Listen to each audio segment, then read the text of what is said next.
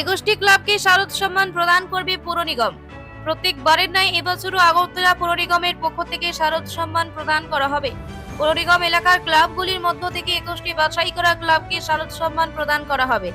বুধবার পৌর নিগমের কনফারেন্স হলে সংবাদ মাধ্যমের মুখোমুখি হয়ে যায় একথা জানান মেয়র দীপক মজুমদার। তিনি জানান, অনুষ্ঠানের দিনক্ষণ এখনো চূড়ান্ত করা হয়নি। এদিনের বৈঠকে এই অনুষ্ঠান সুসম্পন্ন করার বিষয়ে বিস্তারিত আলোচনা হয়েছে। বেশ কয়েকটি সাব কমিটি গঠন করা হয়। এর দায়িত্ব ভাগ করে দেওয়া হয়েছে মণ্ডপ, প্রতিমা, আলোকসজ্জা, শৃঙ্খলা পরায়ণতা, এই সমস্ত বিভাগ। বিভিন্ন বিভাগে মোট 21টি ক্লাবকে শারদ সম্মান দেওয়া হবে। এদিনের বৈঠকে মেয়র, ডেপুটি মেয়র সহ সমস্ত কর্পোরেটরগণ ও নিগমের আধিকারিকরা উপস্থিত ছিলেন। প্রতি বছর পৌর নিগমের এই শারদ সম্মান ঘিরে ক্লাবগুলির মধ্যে ব্যাপক উন্মাদনা দেখা যায়। প্রাককালে আগরতলা পৌর নিগম থেকে আনুষ্ঠানিকভাবে আমরা ঘোষণা করেছিলাম প্রতি বছর নয় এবারও আমরা শারদ সম্মান দেব। যারা আগরতলা শহর, আমাদের আগরতলা ন্যাশনাল এরিয়াতে যে সকল পর্যটকরা তাদের সরকারি নিয়ম মান্যতা রেখে এবং আগরতলা পৌর নিগমের যেসব সিদ্ধান্তকে সামনে রেখে তারা করেছে সুন্দরভাবে প্রতিমা তৈরির ক্ষেত্রে, মণ্ডপসজ্জার ক্ষেত্রে, থিম রচনা করার ক্ষেত্রে সার্বিকভাবে সুন্দর সুস্থ পরিচালনা করে যারা করেছেন তাদেরকে পুরস্কৃত করা হবে, সম্বোধিত করা হবে।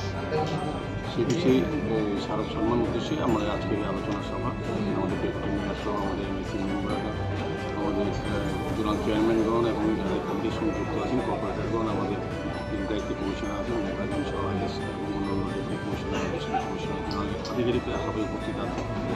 সার্বিকভাবে আমরা আজকে ডেট আমরা ফাইনাল করতে পারিনি কবে দেবো। আমরা মোটামুটিভাবে প্রস্তুতি নিয়ে নিয়েছি। গত বছর থেকে আবার আরও ভালো করে শারদ সম্মান অনুষ্ঠান করা যায় সেই সিদ্ধান্ত আলোচনা ভিত্তিতে হয়েছে। এর মধ্যে তো মাননীয় মুখ্যমন্ত্রী রাজ্যের বাইরে আছেন বিশেষ কাজে, উনি ওনার সঙ্গে আলোচনা করে উনি যেদিন ডেট দেবেন সেদিনই আমরা শারদ সম্মান অনুষ্ঠান করার আয়োজন করবো। এবং আশা থাকবে আমরা বিশেষ করে আমাদের নির্বাচক মণ্ডলী, যারা বিচারক মণ্ডলী ছিলেন, যারা পুজো চলাকালীন সময় বিভিন্ন সময় বিভিন্ন পুজো উদ্যোক্তা বা পুজো মণ্ডপে যারা পুজো করেছেন তাদের সঙ্গে কথা বলেছেন, তাদের পরিদর্শন করেছেন, করার পর তারা রিপোর্ট আমাদের কর্পোরেশনে জমা দিয়েছে। সেই রিপোর্ট মোতাবেক সেই বিচারকের সিদ্ধান্ত অনুযায়ী এবং সিদ্ধান্ত সামনে রেখে আমরা পরবর্তী সময় আপনাদের মাধ্যমে জানিয়ে দেবো কারা কারা পুরস্কার সম্মান পাবেন। তো এটা মাননীয় মুখ্যমন্ত্রীর সঙ্গে কথা বলে আমরা আশা করছি দেওয়ালির আগে করার চেষ্টা করব।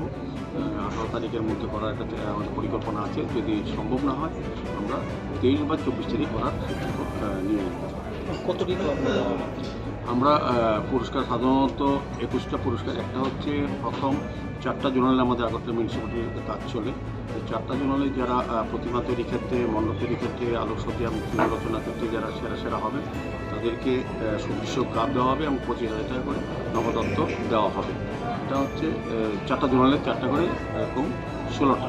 আর 5টা হচ্ছে সারা আগরতলা 11টা ওয়ার্ডের মধ্যে যারা সেরা হবে প্রতিমা তৈরির ক্ষেত্রে, মণ্ডপসজ্জা তৈরি করতে, আলোকসজ্জা এবং থিম রচনা। বিশেষ করে মহিলা পরিচালিত পুজোতে আমরা একটা পুরস্কার প্রতি বছরই প্রদান করি সেরা হিসেবে। তারা 50,000 টাকা করে অর্থমূল্য পাবেন এবং সুদৃশ্য কাপ পাবেন, তাদের সম্মান জানানো হবে। মোট 21টি পুরস্কার প্রদান করা হবে। খুব সৌতিনের সঙ্গে ভালো প্রোগ্রামের মাধ্যমে কর্মসূচি গ্রহণ করা হবে।